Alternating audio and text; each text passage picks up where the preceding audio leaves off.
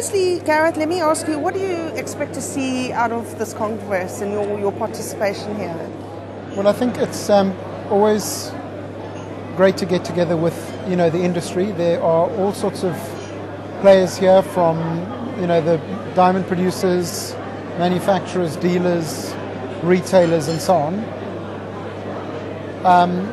I think it's important that the industry focuses on challenges and is very upfront about them, and then finds appropriate ways to address them. I've seen what this industry is capable of doing. If you take, say, the Kimberley process, the Conflict Diamonds was a major challenge faced by this industry. And we've taken huge constructive steps, collectively working together, and with great success. And I think the question is now, where else and how else can we turn our attention to face some of the other challenges that we're going to have in 2008? What are the main challenges for 2008? Well, clearly the first one is global. I think the first major challenge you're going to face in 2008 is a slowdown in global growth. And so the question is, what do we do about that? How do we make our product the product that people have to buy, if they're going to be more conservative in their spending patterns? And how do we create very compelling consumer offers, really exciting in-store experiences, great marketing? These are all the sorts of things we're going to have to be really good at in 2008. A little bit about production. What is De Beers' next big mine? Well, we've got 4 mines we're currently developing. 2 mines in Canada, which will be coming online this year. One is called Snap and one is called Victor.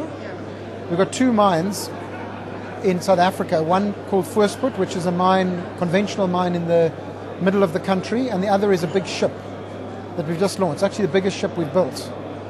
So those are the 4 big projects. And then we've submitted a mining application in Botswana for something called AK6, where we're in partnership with the Boteti Ventures, which is our partner there is African Diamonds. So we've got quite a lot of new projects on the go that will be coming, 4 of which will be coming into fruition in 2008. Why is De Beers selling mines that others deem profitable, like Cullinan, like Coffee Fontaine? Because they are, first of all, if you look at those mines, they've been going 100 years now. Yeah. And our energy and attention must be spent on new projects that have got 100 years ahead of them. Yeah. And we're happy to shuffle up, make room for new people. We're happy if they can, in a more modest way. Clifford Offwick's talking about 80,000 carats. We've got 50 million carats. And we need to focus our energy on big, low-cost, volume producers that have many years ahead of them. And that's typical behavior for a large mining house. Rio, BHP, Anglo, De Beers, that would be their kind of strategy, I think, generally, to their portfolio. We want to be at the bottom end of the cost curve in our portfolio, and we're very, very happy to create new opportunities for other players. What are your plans? You've spoken a bit about your plans in Canada. You've spoken a bit about how far you are from reaching full production.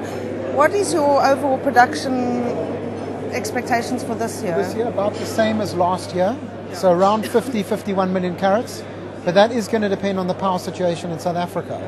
Obviously, if we lose, at the moment, South Africa, they're talking about 10% loss of power. At that level, we may be able to manage around it. But if it's more than that, it's going to dent production. And, that in turn will have impact on rough pricing.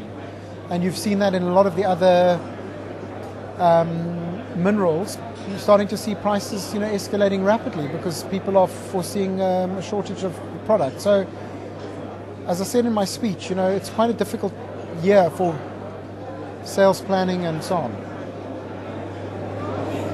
The financial report said that De Beers published indices of 3% decrease in group sales.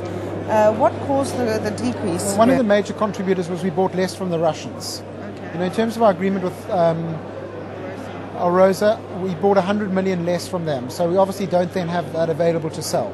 But it doesn't mean to say that it wasn't sold through other channels onto the open market. But that was the major contributor to our 3% sales. How will the legal settlement in the US affect De Beers? I don't think it will significantly.